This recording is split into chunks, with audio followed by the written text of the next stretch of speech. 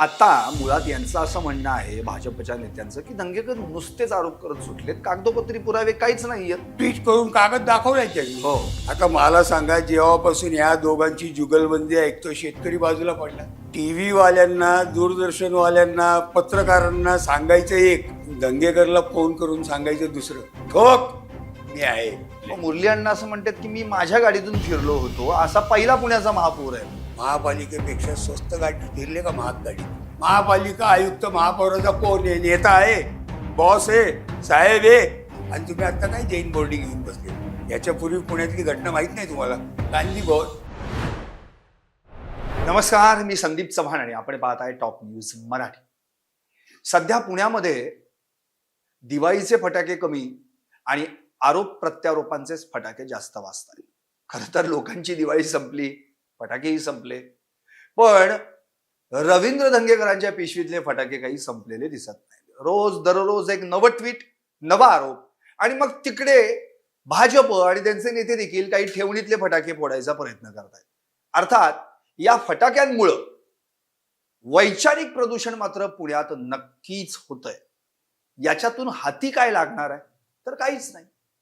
मुळात रवींद्र धंगेकर आणि मुरलीधर मोहोळ यांच्यातला वाद तसा काही नवा नाही, पण जैन बोर्डिंग हाऊसच्या जमीन विक्री संदर्भामध्ये जेव्हा मुरलीधर मोहोळ यांचं नाव पहिल्यांदा पुढं आलं आणि तिथूनच ही फटाक्यांची माळ लागायला सुरुवात झाली. आज तर स्वतः रवींद्र धंगेकर यांनी एकदा एका दिवाळी फराळच्या एका बैठकीमध्ये त्यांनी तर स्पष्टपणे डिशमध्ये मिरच्या पण होत्या आणि जिलेबी पण होती. त्यावेळी असं म्हटलं की जैन बोर्डिंग हाऊस संदर्भामध्ये जर मुरलीधरांनी आपली भूमिका स्पष्ट केली नाही तर त्यांना ही मिरची लागेल, आणि जर त्यांचा या प्रकरणाशी काही संबंध नाहीये हे क्लिअर झालं तर मी 1000 किलो जिलेबी त्यांच्या घरासमोर नेऊन ठेवेल. आता तोंड गोड करायचंय का तिखटानी जाळच काढायचा आहे, या प्रश्नांची उत्तरं स्वतः दंगेकरांनाच माहिती आहेत. मुळात या पुण्यामध्ये ज्याला राजकीय संस्कृतीचं देखील माहेरघर म्हटलं जातं, अशा पुण्यात आज संस्कृती हा शब्द बाजूला पडलाय आणि राजकीय हेवे द्यावे आणि आरोप प्रत्यारोपांकडेच आपली वाटचाल सुरू झाली आहे. गेली काही दिवसांपासून दंगेकर वर्सेस मोहोळ असंच वातावरण बघायला मिळतं. त्यामुळं पूर्वी राजकीय संस्कृती पुण्याची कशी होती आणि आता कशी झाली आहे, याच्यातला जर फरक बघायचा म्हटला तर निश्चितच पुण्याचे जे जुने जाणते नेते त्यांच्याशी चर्चा करावी लागेल. त्यापैकीच एक नाव पुण्याचे माजी महापौर शांतीलाल सुरतवाला काका. आज ते आपल्या स्टुडिओत आलेले आहेत. मी त्यांना तेच विचारणार आहे की पूर्वी देखील राजकीय चिकलपेक व्हायची, पण त्याला एक सांस्कृतिक मर्यादा देखील असायची, पाळली जायची. आज मात्र ती कुठेच पाळली जात नाहीये. एकमेकांचे कपडे फाडण्या इतपत आपण खालच्या स्तरावर गेलेलो आहोत. काका, तुमचं टॉप न्यूज मराठीमध्ये हार्दिक स्वागत. सध्या पुण्यात काय चाललंय हे तुम्ही पाहताय. दंगेकर वर्सेस मोहोळ हा वाद अक्षरशः टिपेला पोहोचलाय. जागा जैन बोर्डिंग हाऊसच्या संदर्भातली त्याच्यावर चर्चा करायची सोडून मोहोळ दंगेकरांचाच दंगा जास्त सुरू झालेला आहे. त्यामुळे पहिल्यांदा या दोघांच्यात जी काही कुस्ती जुंपलेली आहे, शाब्दिक कुस्ती, या संदर्भात पहिली प्रतिक्रिया काय द्या? राजकीय दंगल आणि चिखलफेक आमच्या वेळेला नव्हती बरं का. आम्ही पॉलिटिकली राजकीय दृष्ट्या टीका करायचो, हातात कागद घेऊन, आणि सभागृहाच्या बाहेर आलो की ते दोघं आम्ही अर्धा अर्धा कप चहा हिरवळीवर जाऊन घ्यायचो.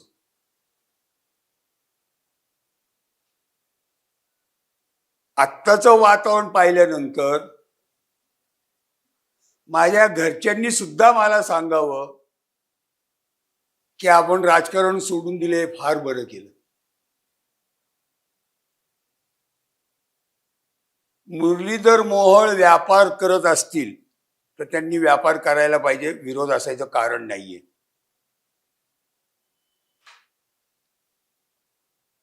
मुरलीधर मोहोळ राजकारण करत असतील तर राजकारणच केलं पाहिजे, त्यालाही विरोध असायचं कारण नाही.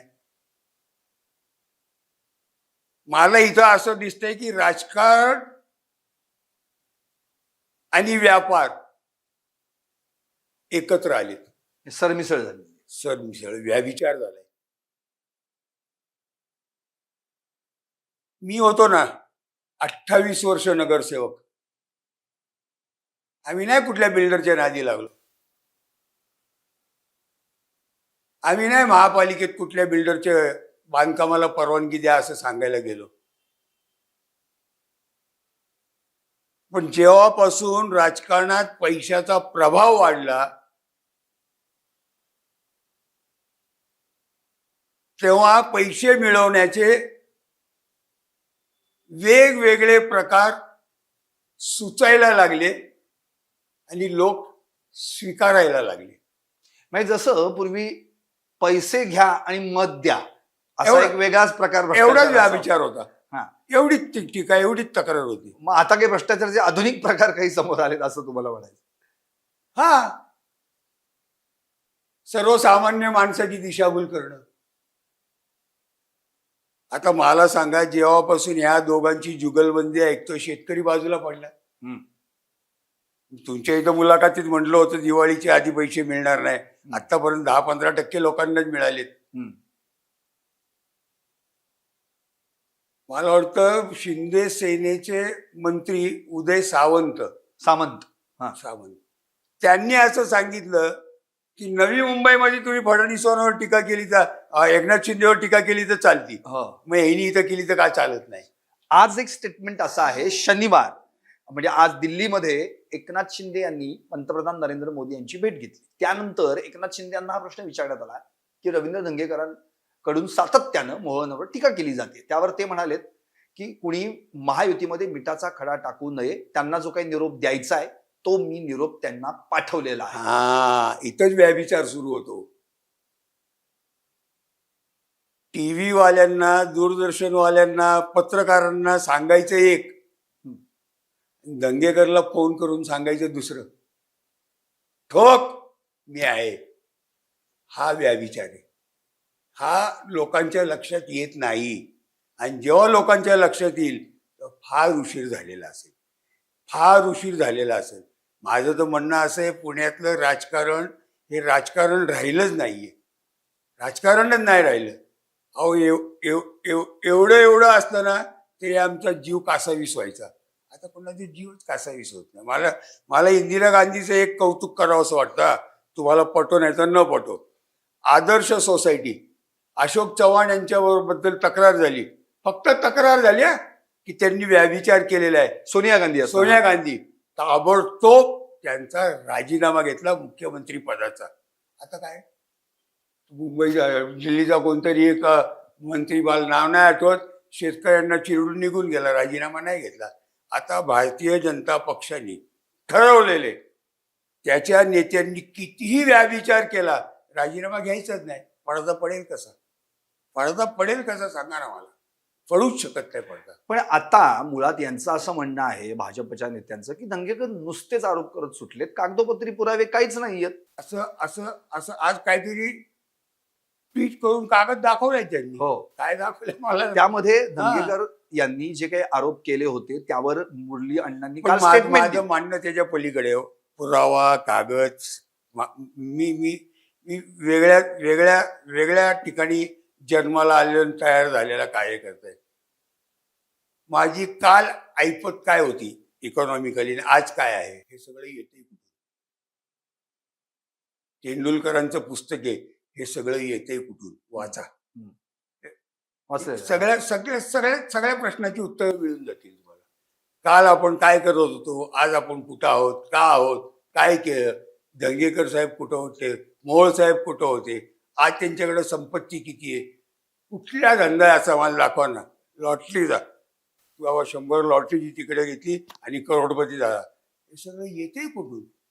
आमचं दुकान पुण्यात 100 वर्ष आहे, 100, आणि तरी सुद्धा आम्ही कुठल्याही मंगल कार्यालयाची माळ घेऊ शकलो नाही. हे लोक कसे होतात. मला असं वाटतं की आपण स्वतःकडे बघितलं तुम्ही मागाशी म्हणजे आपण बोलत असताना गुरुवर्य बाबूराव जगतापांचा विषय काढला. सायकलवर येत होते महापालिकेत. मी कार नाही महापालिकेची वापरणार.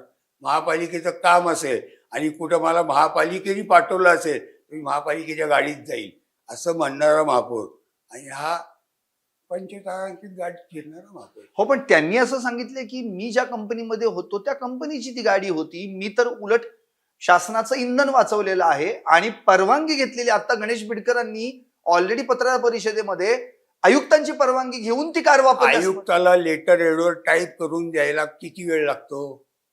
खरी तारीख खोटी तारीख टाकायला किती वेळ लागतो? हुईज आयुक्त? महापालिका आयुक्त महापौराचा कोण आहे? नेता आहे, बॉस आहे, साहेब आहे? हे सगळं खोटं आहे. मी तुम्हाला तेच तर म्हणतो, सगळी बनवा बनवी आहे. महापालिका आयुक्ताला आमची परवानगी घ्यावी लागते. आम्हाला महापालिका आयुक्ताची परवानगी घ्यावी लागत नाही. आमचा नेता आमच्या पक्षाचा बॉस असतो तो. हा काय आमचा नेता नाही. म्हणजे मी जे तुम्हाला म्हणलं ना, सगळंच खोटं करायचं असं ठरवलेलं आहे. मुरली अण्णा असं म्हणतात की मी माझ्या गाडीतून फिरलो होतो, असा पहिला पुण्याचा महापौर आहे. नाही नाही, पहिला कुठला आला? हे सायकलवर फिरले. निळूबावलीमुळे ड्रायव्हरच्या शेजारी बसून अख्ख्या पुण्यात त्यांनी काम केलं. पहिला कुठला खोटं येते. आणि दुसरं, तुम्ही तुमच्या गाडीतनं फिरले ना, महापालिकेपेक्षा स्वस्त गाडीत फिरले का महाग गाडीत? म्हणजे तुम्हाला स्वस्त गाडीत बसवत नाही हे तुम्ही पुणेकरांना दाखवलं. महाग गाडीत फिरेल तुम्ही. तुम्हाला भारी गाडी पाहिजे, तुम्हाला वजनदार गाडी पाहिजे, हे तुम्ही लोकांना दाखवलं. हे चांगलं लक्षण नाहीये. आम्ही महापौर होतो. उल्हा डोळे पाटील महापौर होते. आम्ही 118 गाडी जी भारतात तयार झालेली होती ती वापरली. 4 वेळा बंद पडायची, दुरुस्त करायचो आणि वापरायचो. तुम्ही स्वतः महापौर असताना देखील असे पक्षाला परवानगी मागितली होती किंवा मला पण मी बोललो होतो की मला गुरुवर्य बाबूराव जगताप डोक्यात होते आणि माझ्याकडे माझी स्वतःची फियाट गाडी होती. मी माझ्या फियाट गाडीत किंवा मोटरसायकलवर फिरेल म्हणून मी माझ्या पक्षाला विनंती केली होती, मी करू का? म्हणजे शांतीलाल तुला करायला अडचण काही नाहीये, पण पुढचा महापौर आमचा अडचण येते. म्हणजे पक्षाची परवानगी असणं गरजेचं आहे. 100% पाहिजे. आयुक्तांच्या परवानगीचा काही संबंध नाही. खोटे, साफ खोटे, पुणेकरांची दिशा बोले. अच्छा, आयुक्ताला आमची परवानगी घ्यावी लागते. आम्ही महापौर आहे, मी प्रथम नागरिक आहे. बरोबर. बर, महत्वाचा आणखी एक असा मुद्दा आहे की दंगेकर जे आरोप करतायत त्या आरोपांना मोहलांनी आता असं सांगितलं की मी काय उत्तर देणार नाही. आणि आज गणेश बिडकर आणि धीरज घाटे या दोघांनी पत्रकार परिषद घेऊन असं म्हटलं की आता आम्ही पण आरेला कार्य करणार, जशाच तसे उत्तर देणार. दंगेकरांनी टेंडर सेलला कशी पत्र दिली, 501 पत्र आहेत, आता त्याचा पण त्यांनी खुलासा करावा. त्यांनी पण जागा बळकावलेल्या, त्यांच्यावर पण गुन्हे दाखल आहेत. कालच दंगेकरांनी असं काढलं की मुरली अण्णांवर अॅट्रॉसिटीचा पण गुन्हा दाखल आहे. कारण की स्वतः मुरली अण्णा असं म्हणाले होते की माझ्यावर एकही गुन्हा दाखल नाही असेल तर दाखवा, आणि दंगेकरांवर 10 गुन्हे दाखल आहेत. तर हे जे सगळे एकमेकांवर आरोप प्रत्यारोप आणि चिकलपेक चाललेले आहे, याच्यात मूळ मुद्दा जो जैन बोर्डिंग हाऊसच्या जागेचा आहे ना, तो कुठेतरी दूरच राहिला, तो बाजूलाच राहिला. प्रश्न चालू झाला आता की दंगेकर वर्सेस मोहोळ. म्हणजे ही एक स्थानिक स्वराज्य संस्थांच्या निवडणुकीच्या आधीची पूर्वतयारी तर नाही ना? तुम्हाला सांगू का, सगळ्या कार्यकर्त्यांना माहिती आहे सगळे डाकू आहेत. माझ्या पक्षाच्या माझ्या लोकांना माहिती आहे, त्याच्या पक्षाच्या त्याच्या लोकांना माहिती आहे. जय श्रीराम म्हणलं की मत मिळणार आहे हे त्यांना माहिती आहे. निवडणुकीचा ह्याच्यावर शून्य परिणाम होणार आहे, परिणाम शून्य होणार आहे. कारण मी तुम्हाला मागाशी बोलताना बोललो, भ्रष्टाचाराचे आधुनिक प्रकार, मुख्यमंत्री, पंतप्रधान, बटेंगे तो काटेंगे, ह्याच्यावर आपल्या निवडणुका आहेत. आपल्या निवडणुका हे चिखलफेकीवर नाहीच आहेत. आणि म्हणून हे आता एकमेकाची उणी धुणी काढतात आणि एकमेकाचं गिव्ह अँड टेक करतायत.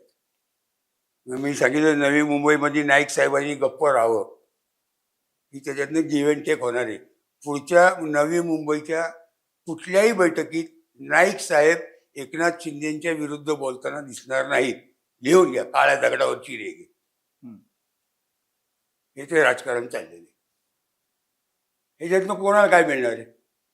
कोणाला काय मिळणार नाही. म्हणजे एकंदरीत म्हणजे मला असं म्हणायचं आहे की आता सध्या महाराष्ट्रामध्ये कोणताही नेता त्याच्या विरोधात काही आरोप झाला तर तो राजीनामा मागितला तर राजीनाम्यापर्यंत तो कधीच पोचत नाही. पूर्वी त्या नेत्यांची ती एक नैतिकता होती की आरोप झाला की राजीनामा देणे. लाल बहादूर शास्त्रींनी रेल्वेचा ऍक्सिडेंट झाला, 2 माणसं मेली, तर रेल्वे मंत्रीपदाचा राजीनामा दिला. तिथून भारताच्या परंपरेची सुरुवात होतीये. अशोक चव्हाणांनी राजीनामा दिला, सुशील कुमार शिंदेंनी राजीनामा दिला. भारतीय जनता पक्षाने शपथ घेतलेली आहे, कितीही आरोप जाईल, आपल्या पक्षाचा निवडून आलेला नेता ज्याला आपण मंत्री केलेले त्याचा राजीनामा घ्यायचा नाही. काही काय वाटेल ते करा. नाही आता हे लोक कोर्टाला मानायला तयार राहील.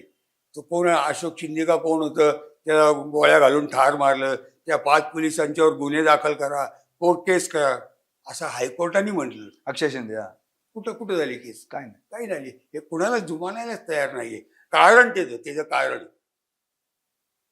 आपल्या मतदारांच्या पैकी 70 ते 80% लोक फक्त स्वतःसाठी जगतात, फक्त स्वतःसाठी. माझ्या शहराचं नुकसान होत आहे, त्यांना काही घेणं देणं नाही. माझ्या राज्याचं नुकसान होत आहे, काही देणं घेणं नाही. शेतकरी आत्महत्या करतात, काही देणं घेणं नाही.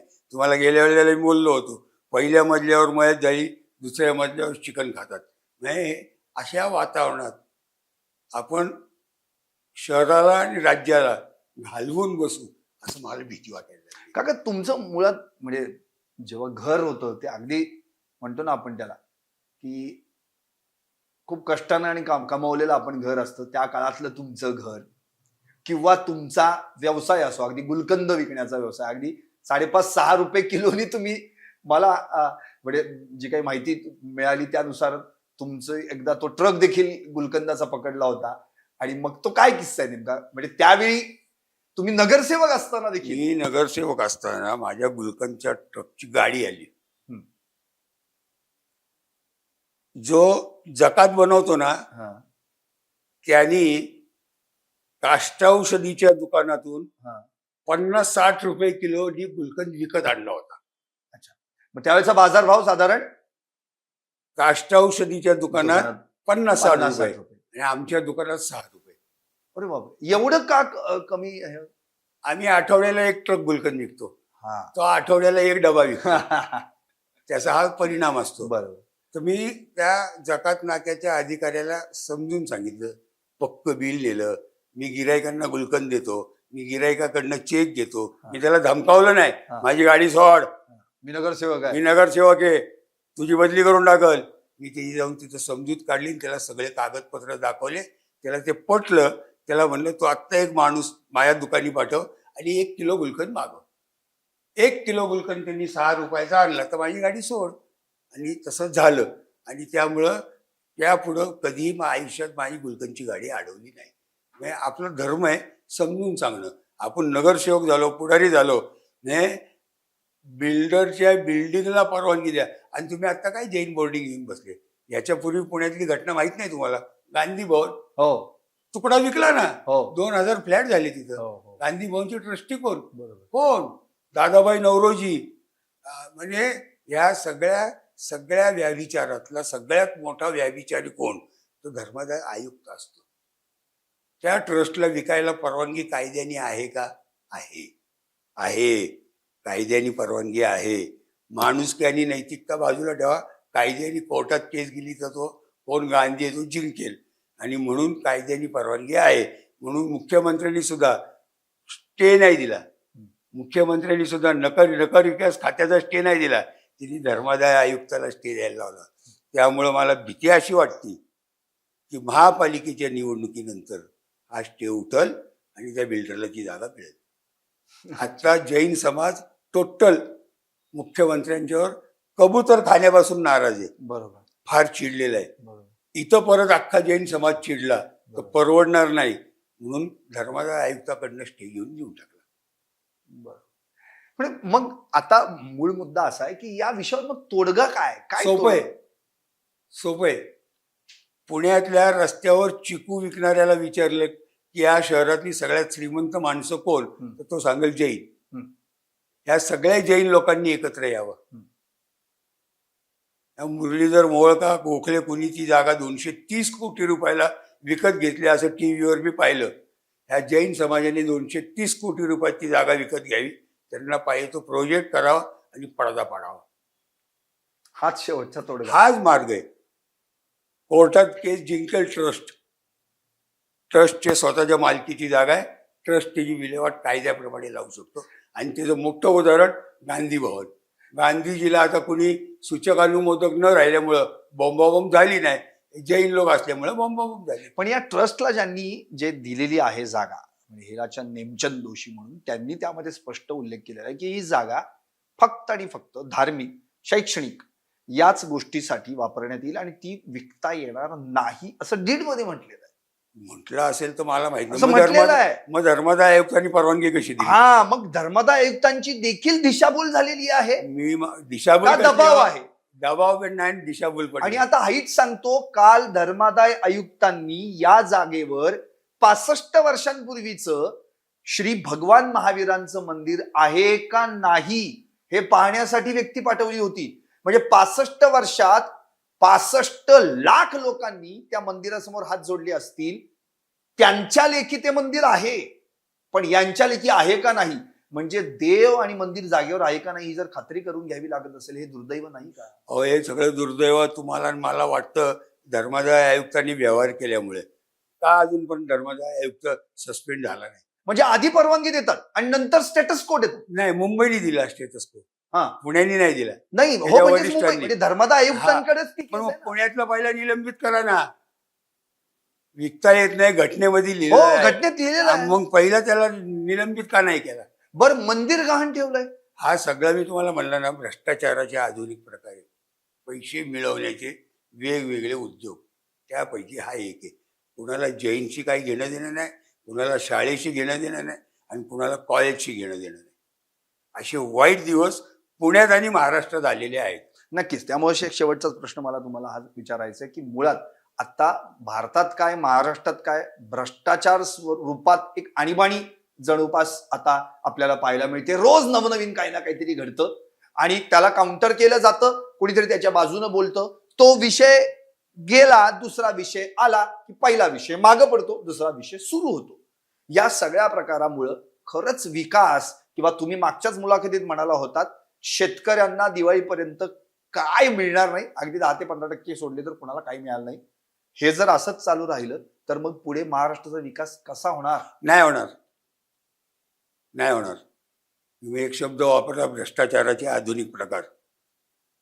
मत विकत घेतात, माहिती आहे ना तुम्हाला? महाराष्ट्र सरकारने लाडकी बहीण योजनेत सगळी मतं विकत घेतलेली आहेत सरकारी पैशांनी. भ्रष्टाचाराचे आधुनिक प्रकार. बिहारला पंतप्रधानांनी निवडणुकीच्या आधी बायाबापड्यांच्या खात्यात पैसे जमा केले. भ्रष्टाचाराचे आधुनिक प्रकार. हे भ्रष्टाचाराचे आधुनिक प्रकार आपल्या डोळ्यात देखत होत असताना ज्यांनी पैसे घेतले तोही मान्य करतो, ज्यांनी घेतले नाही तोही मान्य करतो. म्हणून म्हणलं 70% लोकांना देशाशी, राज्याशी काही घेणं देणं नाही, फक्त स्वतःसाठी जगतात. मी आता गेली काही दिवस सगळ्यांशी बोलतो. आणीबाणीपेक्षा वाईट परिस्थिती आलेली आहे. आणीबाणीच्या वेळेला एक गोष्ट चांगली झाली. एक, पु ल देशपांडे, विवा शिरवाडकर, त्या काळातले मोहन धारिया, हे सगळे रस्त्यावर आले आणि जनजागृती केली आणि काँग्रेसला पाडलं. आताचे सगळे साहित्यिक कुठे आहेत? आत्ताचे सगळे साहित्यिक, लेखक, स्वतःला बुद्धिवान समजणारी माणसं कुठे आहेत? 15,000 रुपये लाडक्या बहिणीला दिले, त्यांना मान्य. बिहारच्या निवडणुकीत पैसे दिले, त्यांना मान्य. शेतकऱ्यांना जीपनी उडवलं, 6 शेतकरी मारून टाकले, त्यांना मान्य. बियाणी को गोली मारो असा मानणारा मंत्री मान्य. हे सगळं मान्य करणारे लोक आज घरात बसलेले आहेत, एक शब्द बोलायला तयार नाही, कारण हे जेलमध्ये टाकतील. त्यांनाही ती भीती आहे. आजच एक खासदार बोललेले आहेत की यांना पोलीस फक्त लोकांच्यावर नजर ठेवण्यासाठी पाहिजे. एक काळ असा होता, पोलिसांचं शासन होतं, आता नाहीये. आता गृहमंत्र्यांचं शासन आहे. कुणावर छोट्यातला छोटा गुन्हा दाखल करायचा असेल तर गृहमंत्री फोन करतात, नका करू म्हणून. मी तुम्हाला गेल्या वेळी बोललो होतो, माझ्या काळात तिकिटाचा काळा बाजार करेल तो गुंड, त्याच्या पलीकडे व्याख्या नव्हती. आज जमीन, पैसा, मर्डर, धायवळ ह्या सगळ्यांचं राज्य सुरू झालेलं आहे. आणि तरी सुद्धा आपण निष्क्रिय राहिलो, तुमच्या आणि माझ्या महाराष्ट्राचं आणि पुण्याचं खूप नुकसान होणार आहे. आणि म्हणून सुशिक्षित लोकांनी घरातल्या बाहेर यावं. आणि मी एकदा बोललो होतो, अजूनही तुम्ही ते माझं वाक्य कुठेतरी लिहून ठेवा, पक्षाचे आंधळे मतदार होऊ नका, माझ्याही पक्षाचे आंधळे मतदार होऊ नका, तसे कुठल्याही पक्षाचे आंधळे मतदार होऊ नका. पक्षाने गुंडाला तिकीट दिलं तर छे छे, आम्ही भारतीय जनता पक्षाचेच लोक, आणि त्याला मत देतात. आणि हे दिवस पाहायला मिळतात. आणि म्हणून माझी सगळ्यांना हात जोडून विनंती आहे, डोळे उघडे ठेवा, स्वच्छ आणि चांगल्या उमेदवाराला मतदान करायचा शपथ घ्या, तर कदाचित पुण्याची संस्कृती थोडीफार वाचवण्यात आपल्याला यश मिळेल. नक्कीच. एकंदरीत आत्ताच आपल्याला शांतीलाल सुरतवाला काकांनी हे स्पष्ट सांगितलेलं आहे की राजकारण आणि व्यापार या दोन्ही गोष्टी जर एकत्र आल्या, त्याची सरमिसळ झाली, तर मात्र मग भ्रष्टाचाराचे आधुनिक प्रकार उघडकीस येतात. असेच प्रकार सध्या अख्ख्या महाराष्ट्रात नव्हे, भारतात बोकाळलेले दिसत आहेत. आणि जर असंच चालू राहिलं तर मात्र महाराष्ट्राचाच काय, भारताचा देखील विकास होणार नाही. राहिला प्रश्न दंगेकर आणि मोहोळ यांच्यावरील आरोप प्रत्यारोपांचा, जी काही जैन बोर्डिंग हाऊसची जागा आहे त्याच्यावरचा शेवटचा तोडगा काय असेल तर तो देखील त्यांनी सांगितलेला आहे. ज्या कोणी विकासकाला ही जागा विकली गेलेली आहे त्याला जर त्यांनी जमीन व्यवहार करून ट्रस्टींना पैसे दिले असतील, ट्रस्टला पैसे दिले असतील, तर जैन धर्म किंवा जैन धर्मातले बांधव श्रीमंत आहेत, त्यांनी ते पैसे एकत्रित येऊन गोळा करून ट्रस्टीला द्यावेत, त्याचे पैसे त्याला परत द्यावेत आणि जे आपल्याला त्या ठिकाणी हवं तो प्रोजेक्ट उभा करावा. शेवटी समाजानं एकत्र येऊन समाजासाठी विकासात्मक भूमिका घेणं हाच समाजाचा खरा हिताचा मार्ग असतो. या पलीकडे दुसरं काहीही नाही. पाहत राहा टॉप न्यूज मराठी, आपला महाराष्ट्र, आपली बात. तुमची car, electric panel, data server आगीपासून सुरक्षित आहे का? नाही? मग आजच बसवा F protect temperature activated fire suppression device. यामध्ये आहे eco friendly non toxic pressurised liquid, जे आग लागल्यास क्षणार्धात ऍक्टिव्हेट होऊन आगीवरती मिळवते नियंत्रण. बसवण्यास अतिशय सोपे आणि सुटसुटीत. टेकालिपचे एक दर्जेदार उत्पादन एफ प्रोटेक्ट.